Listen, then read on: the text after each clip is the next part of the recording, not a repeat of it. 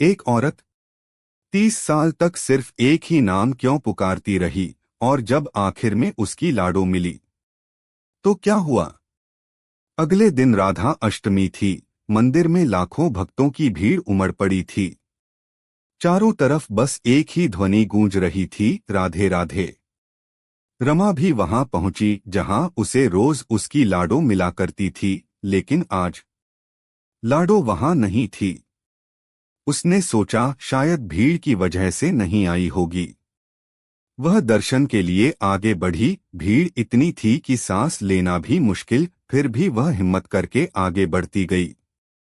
आखिरकार वह किशोरी जू और श्याम जी के सामने पहुंच गई।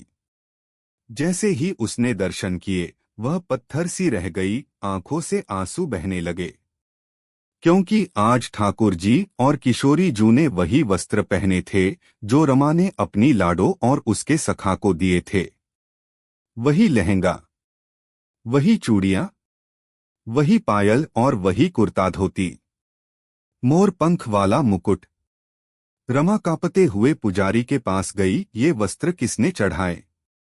पुजारी बोले, आज सुबह जब मंदिर के पट खुले, ये सब पहले से ही यहाँ रखे थे। हमने इसे उनकी इच्छा समझकर धारण करवा दिया। यह सुनकर रमा समझ गई, जिसे वह रोज लाडो समझती थी, वह कोई साधारण बालिका नहीं थी। वह स्वयं किशोरी जू थीं और उनके सखा स्वयं कन्हैया। रमा पागलों की तरह दौड़ी, उसी जगह पहुंची और जोर जोर से पुकारने लगी, लाडो लाडो, मुझे भी दर्शन दो। मेरी सूनी गोद की लाज तूने मेरी गोदी में बैठकर रख ली।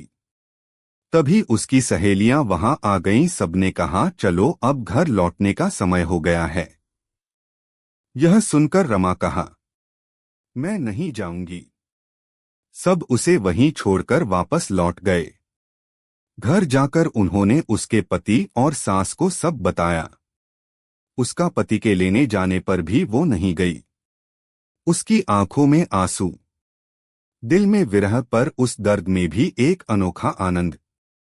दिन बीते, साल गुजरे, 30 साल गुजर गए। रमा रोज उसी सीढ़ी पर बैठती, अपने आंसुओं से उसे धोती और बस एक ही नाम पुकारती, लाडो। फिर एक दिन एक छोटी सी बच्ची आई। उसने रमा का हाथ पकड़ा और मंदिर की चौखट तक ले गई और बोली, मैया, ये रही तुम्हारी लाडो। रमा ने ऊपर देखा और इस बार उसकी लाडो सच में सामने खड़ी थी, बाहें फैलाए। रमा मुस्कुराई और उसी क्षण उसने अंतिम सांस ली। ऐसा लगा मानो किशोरी जू नेरमा के शरीर को नहीं, उसकी आत्मा को अपने आलिंगन में ले लिया हो। सच्ची भक्ति कभी व्यर्थ नहीं जाती। अगर कहानी ने दिल छू लिया हो तो लाइक, शेयर और सब्सक्राइब जरूर करें।